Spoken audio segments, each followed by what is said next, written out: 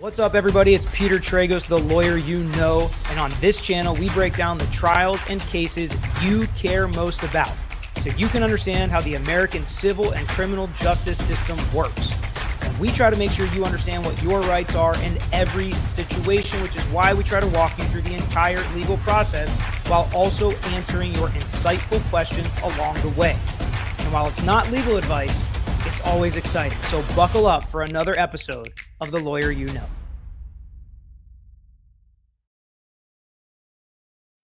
Hi, everybody. Pete Sardis for The Lawyer You Know, and we are back talking about the Aiden Fucci case. If you recall, this is the case where, at the time, 14-year-old Aiden Fucci is accused of stabbing his schoolmate, 13-year-old Tristan Bailey, over 114 times and leaving her body in the woods.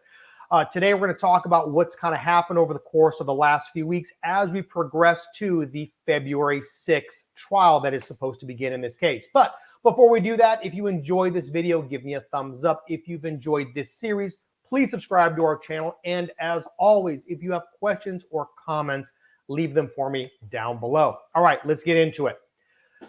The defense has filed a number of motions in front of the court in the past couple of weeks, asking for the court to make some decisions before this trial is scheduled to start on February 6th. The first motion that was filed is a motion to release Aiden Fucci from the Duval County Jail and transfer him to a different location. The basis of the defense's motion is as follows. Aiden Fucci is now 16 years old, just turned 16, and he has been in the Duval County Jail because it is the only jail that has a facility that can house a minor accused of murder. And what has happened is he has been there for the last 400 plus days, and a psychologist from the University of North Florida has been hired by the defense team to testify that an individual, a human being, is it requires some sort of human interaction. By definition, we are social creatures. And by placing Aiden Fucci inside of a cell, basically putting him in solitary confinement over the course of 400 days, it's going to have an effect on his psychology, and it's going to actually have physiological changes on his brain. So that is the allegation that has been brought forth. If you recall, the reason that Aiden Fucci wound up in solitary confinement, for lack of a better word, he's not really confined because of something bad that he's done in jail. He's confined there for his own safety, is because he was getting threats and being bullied and all the things that you would expect when a 14-year-old boy walks into an adult man's prison. Obviously, he's going to be a target of abuse. He's going to be a target of violence.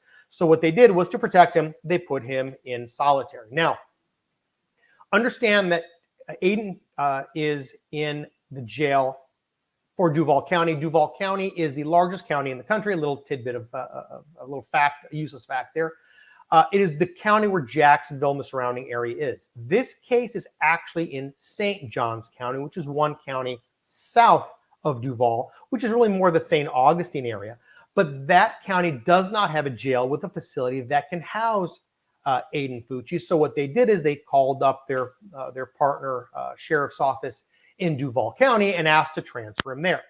So the defense's motion basically says this is cruel and unusual punishment. The kid's been in solitary confinement for 400 some days, and he's starting to have, some sort of psychological issues because of it. Transfer him somewhere else.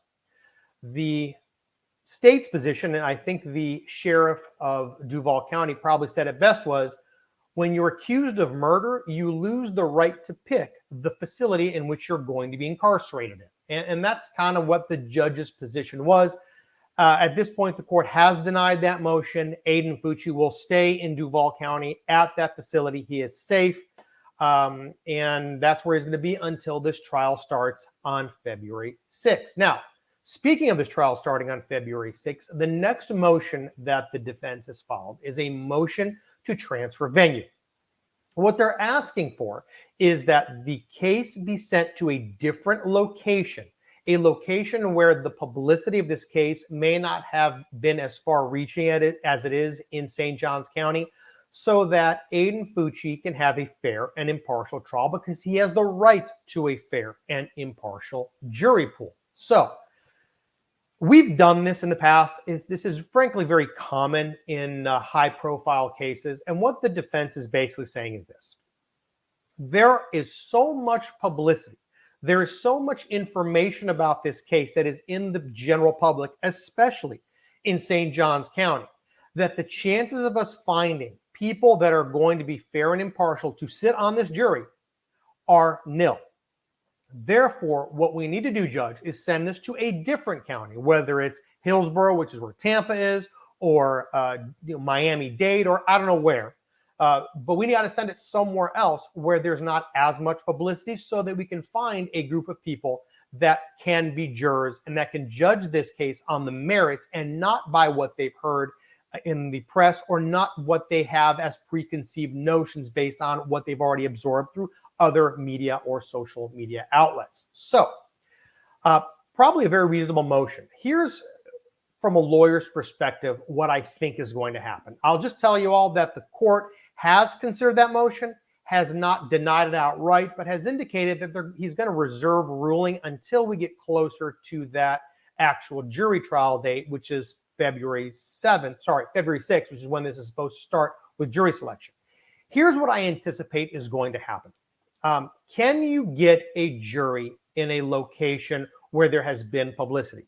Yes, it happens all the time. Frankly, it is the norm, especially in large metropolitan areas like, for example, St. Johns County. It may not be New York City, but this is not, a small county. There are plenty of people there. And there are a very good possibility that there are people that either just don't follow the news or don't follow crime on the news, so they don't really know who this is. Option number two, there are people that do read the news and they said, yeah, I've heard of Tristan Bailey. I've heard of Aiden Fucci. I don't really know the details of the case, but for hearing the names in the press, so they don't have any preconceived notions about the case yet. Those people are perfectly fine to be able to go through the venire process to determine whether they would be fair and impartial juries to hear this case. Now, there's a third type of juror, and the type of juror that says, yes, I've been following the lawyer and I've been, hearing all what's going on in the Aiden Fucci case. I believe he's guilty. There's nothing you can do to tell me that he's not. That person is the juror that's already got their mind made up. And again, I'm being a little dramatic, obviously. Most of the time, they don't say, I can't be fair and impartial. What they say is, yes, I've heard about it. I've been watching the story. I'm following with the evidence. I'm following along with the hearings. So at that point, that may not be a good juror to have on your jury pool because of two reasons. Number one, they may not be fair and impartial because they've already got preconceived notions in their mind of what they think the evidence is going to show. And part two, they may cause problems in the jury selection process because the questions that are asked to them may elicit answers that could potentially taint other jurors. So here's what I think is going to happen. I think they're going to show up to court on February 6th, and the judge is going to introduce themselves, introduce the lawyers, and then say something to the effect of, by a show of hands, who here has heard of this case or has been following this case in the media? My gut says a large number of people in that jury pool are going to raise their hands and say, yes, I've heard of it. The court is probably then going to say something to the effect of, do not say anything. Right? He's going to write down, or they're going to write down the names of all the people that raise their hands. And what they're going to do is they may bring those people in individually and say, okay, what have you heard about this case? Some people may say, like I said, I've heard about it in the news. I don't really know the facts, but I know that it's been something that's been in the news for a while. Have you seen any of the Lawyer episodes about this case? No, I can't believe that would be possible, but okay, let's just say no. Have you been following the evidence in the news? No. Do you know what Aiden Fucci, do you know anything about the evidence in the case from the press? No. Okay, that person goes back in the jury venire for additional questions later. They bring in the next person, and again, just to be dramatic, what do you know about this case? I've been following this case in the media. I've seen the drawings that he drew. I have heard the testimony of his friends that said he was hearing voices and he was intending on taking someone into the woods and killing them by stabbing them. So this person is not going to be a good fit.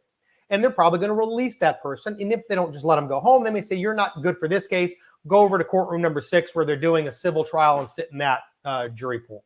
but they're going to want to weed the people out that have preconceived notions or that may either purposely or inadvertently make a comment during the course of the open jury questioning process that might taint other jurors, which would then cause a problem. So that's what I think is going to happen.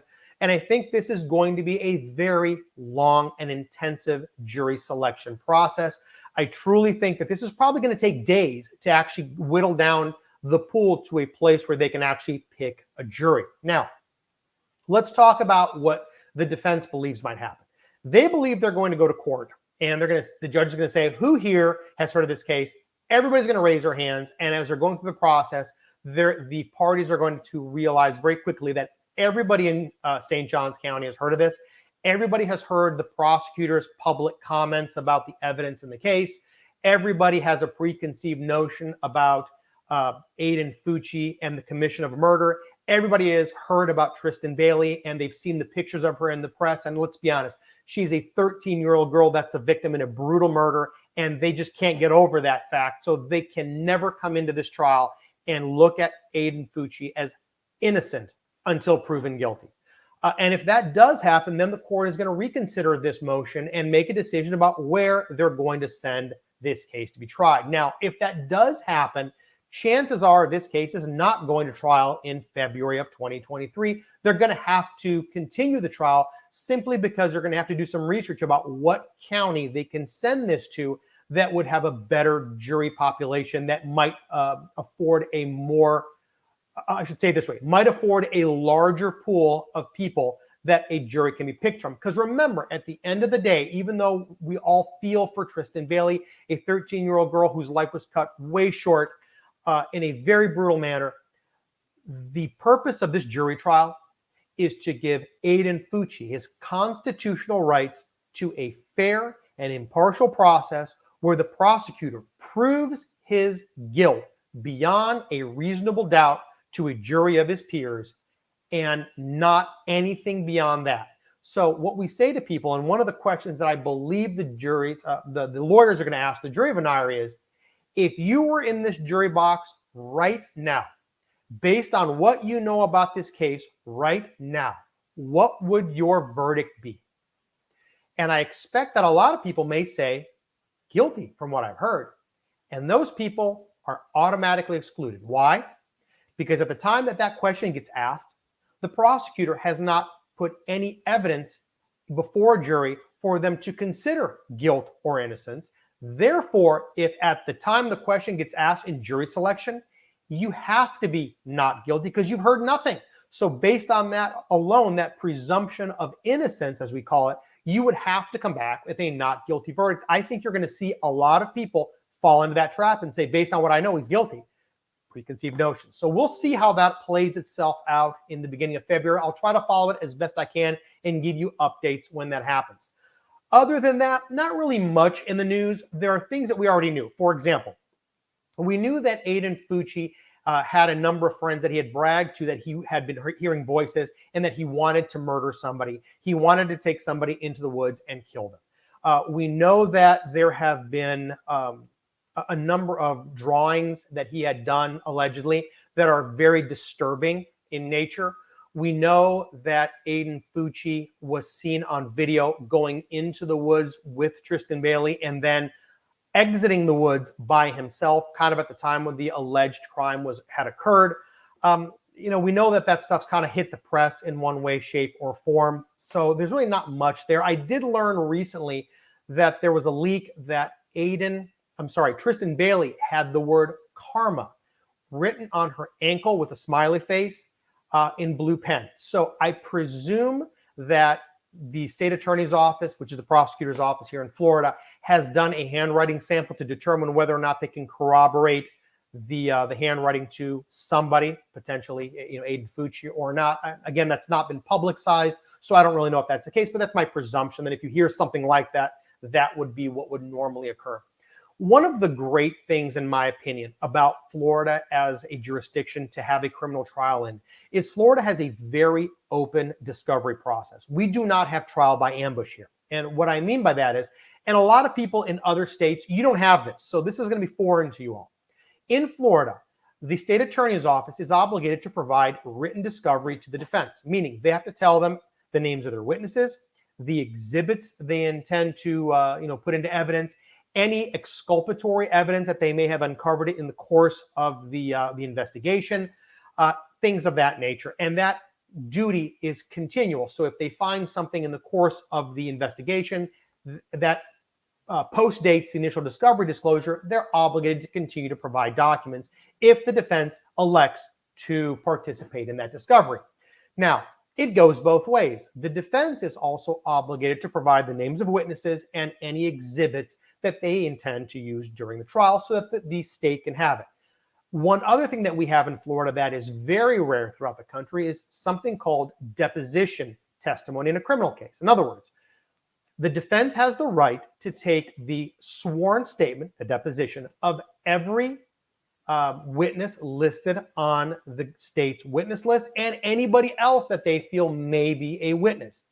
In the same vein, the prosecutor's office has the right to depose all of the witnesses in the defendant's witness list, except for Aiden Fucci, who, as you know, is the defendant and has the right against self-incrimination. So he's the only person that they cannot speak to. But beyond that, all of the evidence pretty much gets vetted at the beginning before we would go to trial. So it's a process that I think is very fair because everybody knows what everyone else is going to say because it's been memorialized in a transcript under oath. And if somebody should change their testimony on the stand, you can go back and impeach them with the testimony from their deposition because it is a sworn statement, a statement taken under oath, and can be used for any purpose, really, in a case to include impeachment. So because we have that process in Florida, I think that trials run a lot smoother. I believe that it's more choreographed. So the prosecution knows exactly what witnesses are going to put up and what evidence they're going to show to each specific witness. The defense already knows what they're going to say and what they're going to be shown and has their cross-examinations ready. And again, the same thing happens with the defense. Even though the defense has no obligation to make a defense, when they do, they're still obligated to provide the state with whatever names of potential witnesses and exhibits they intend to put up there. So to make a long story short, it's a very clean process. I think that helps when you have a case that's highly public like this. It will make things move a lot sooner. But we will follow this case for you. I will see what happens between now and February 6th. Frankly, I'm expecting a motion to continue this trial probably between now and February 6th for some reason. Something as simple as the defense saying, Judge, we're just not ready yet because there's something we found out that has led us to believe that we need to do some additional investigation, or we have a witness that's not available, or whatever the case may be. I anticipate we're going to have one more motion to extend this out. Is it unreasonable they would do that? No. Is it unreasonable that the judge would consider that motion and say, is this motion viable? Does this affect Aiden Fucci's right to a fair and impartial trial? If the answer is even an inkling of yes, the judge is obligated to grant that motion. So we shall see how this goes between now and February 6th. I'll keep you posted. Now, come February 6th, presuming we all show up for jury selection, I'll keep you posted as best I can. I'm not certain at this point what the court is going to do. It is a public trial. Even though Aiden Fucci is 16 years old, he has been charged as an adult, so it's going to be an open courtroom. I presume there's going to be press there. What normally happens, just so you know, is they will probably bring in a couple of cameras, set them up in the courthouse, and then they'll put all the media people in a room that has a live feed so they can actually see what's going on. So it doesn't become a circus inside of the courtroom. That way also the jurors don't feel anxious that there's all this press here, because as you know, in Florida, a juror is sanctity. The juror's sanctity is paramount. So what I mean by that is a juror you can't show a juror's face. You cannot talk to jurors about their case while they're in the midst of deliberations or while they're in the matter of a case. You have to leave them alone. Even the press is obligated to avoid any improper contact with them. That's why if you see television footage in Florida, you'll see the jurors' feet, or you may see their blurred out faces and bodies, but you don't actually see them on live camera because they are protected here in Florida. So again, we take the press people out of the courtroom normally if it's a big thing like this is going to get national news, and they'll put them in a different room so they can watch live feed. Doesn't affect the jury as much. We'll see what I can gather from this as it happens. I'll keep you posted. But for now, tell me what you all think. Do you think this trial is going to start on February 6th? Do you think there are going to be enough potential jurors in St. Johns County that have never heard of this case or haven't made up their minds already to get Aiden Fucci a fair and impartial jury pool? Or do you think they're going to have to move this to a different county? What do you think is going to happen? Tell me what your thoughts are about this trial, up to now. At this point, your guess is probably as good as mine. So for now, thank you for joining us. If you enjoyed the video, give me a thumbs up. If you've enjoyed this series and you haven't subscribed yet, please subscribe to our channel. And as always, leave me your questions and comments below. Thanks, and we'll see you soon.